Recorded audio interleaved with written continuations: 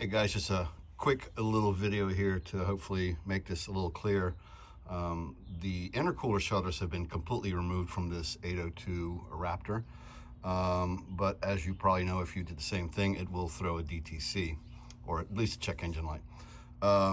If you'll notice here, I hope I don't take a lot of the light away, there's a little tiny tab, and the idea with the shutter cog is that you line that up with this little tab right here. So I'm going to try to install this and show you how it works. Hopefully I'm not in front of the camera too much.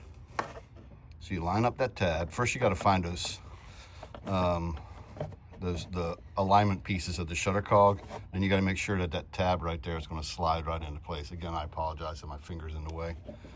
You can slide it all over, and that's all there's to it. Now let me show you exactly what it does when you start the truck.